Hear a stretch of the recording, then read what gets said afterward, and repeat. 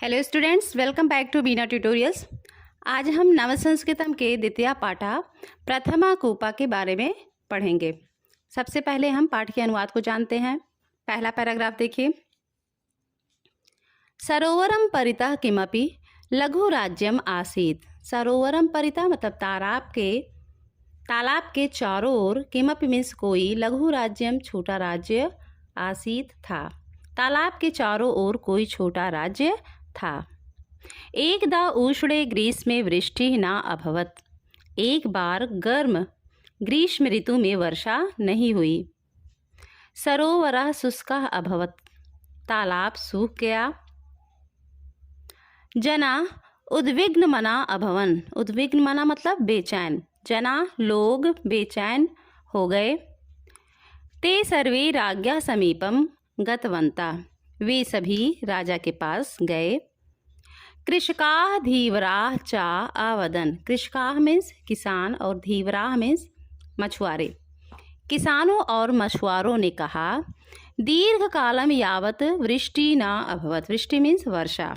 दीर्घ कालम मतलब बहुत दिनों से वर्षा नहीं हुई। अस्माकं क्षेत्राणि, हमारे क्षेत्र यानी हमारे खेत, शुष्काणि जातानि सन्ति, सूख गए हैं। हमारे खेत सूख गए हैं। सरोवरे मत्स्य ग्रहणार्थम मत्स्याः न सन्ति। तालाब में मछली पकड़ने के लिए मछलियाँ नहीं हैं। कथम आजीविकां प्राप्स्यामः। किस प्रकार से, आजीविका मतलब आमदनी, प्राप्स्यामः प्राप्त हो, किस प्रकार से आमदनी होगी। हे राजन अस्मान रक्षतु इति। हे राजा हमारी रक्षा करें। सेकंड पैराग्राफ देखिए। जलस्य अन्वेषणाय राजा सर्वासु दिशासु चतुरा सेनापतीन् प्रेषितवान्। जलस्य अन्वेषणाय, अन्वेषणाय मतलब खोज के लिए, पानी की खोज के लिए राजा ने सर्वासु दिशासु सभी दिशाओं में चतुरा सेनापतीन् प्रेषितवान्, चतुर सेनापतियों को भेजा। पानी की खोज के लिए राजा ने सभी दिशाओं में चतुर सेनापतियों को भेजा। ते अहर्निशम जलम अन्विष्टवन्ता। ते उन्होंने, अहर्निशम मतलब दिन रात,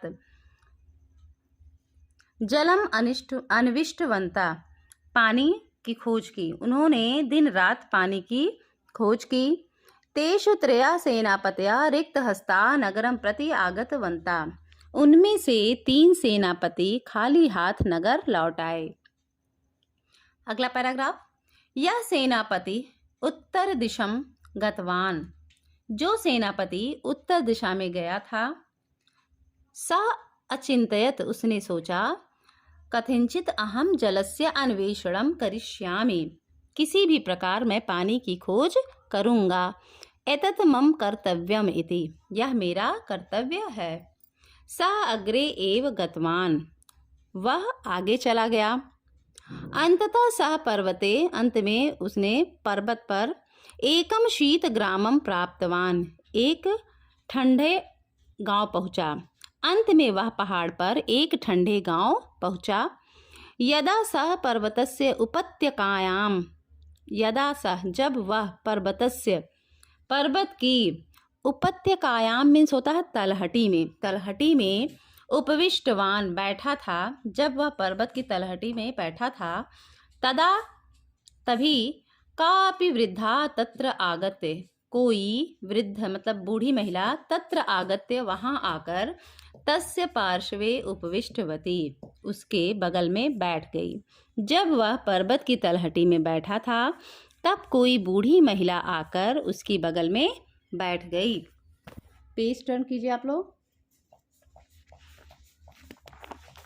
अगला पैराग्राफ देखिए। सेनापति कथितवान। सेनापति ने कहा, अहम एकस्मात् सुंदर राज्यात् आगतवान। सेनापति ने कहा, मैं एक सुंदर राज्य से आया हूँ। यत्र संपूर्ण वर्षम वृष्टि एव न अभवत। जहाँ पूरे वर्ष वर्षा ही नहीं हुई। किम तुम जलम अन्वेष्टुम मम सहायम करिष्यसि।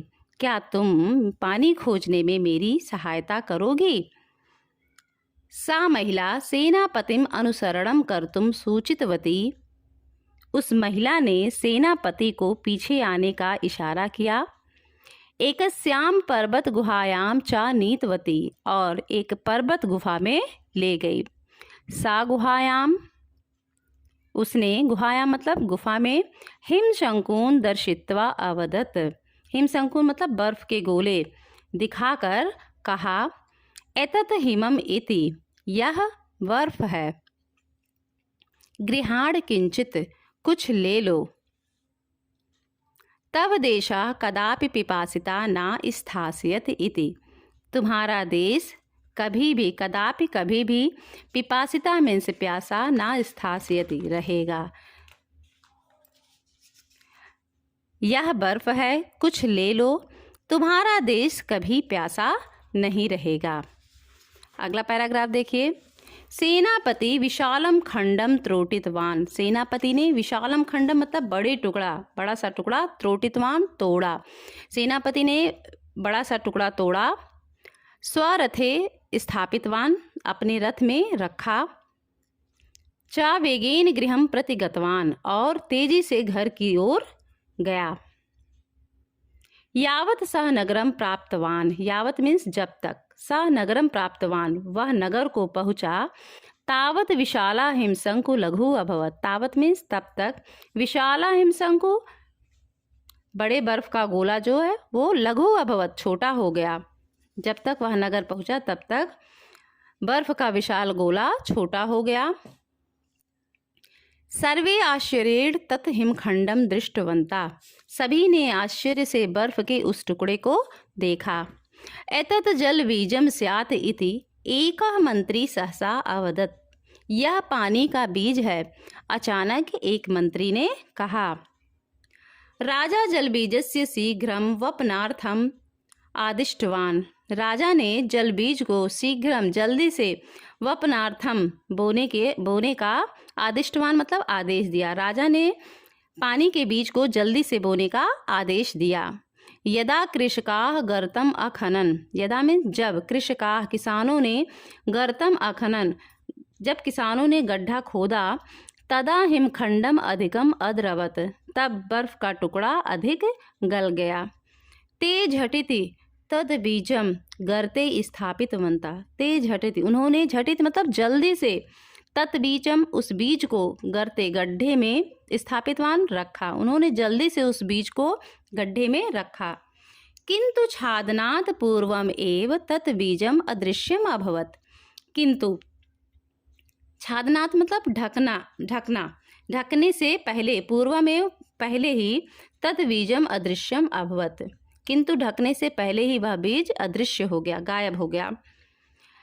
ते तत् गर्तम गभीरम गभीरतरम रात्रि पर्यंतरम खनितवंता, वे उस गड्ढे को गहरा और गहरा, गभीरम मीन्स गहरा, गहरा और गहरा, रात्र भर, रात्रि पर्यंतम रात भर खोदते रहे, खनितवंता खोदते रहे, वे उस गड्ढे को गहरा और गहरा रात भर खोदते रहे। तत् विचित्रम बीजम अन्विष्टवंता च, और उस अनोखे बीज को खोजते रहे। लास्ट पैराग्राफ देखिए। प्रभाते राजा गर्ते अपश्यत, प्रभाते सवेरे राजा ने गड्ढे में देखा।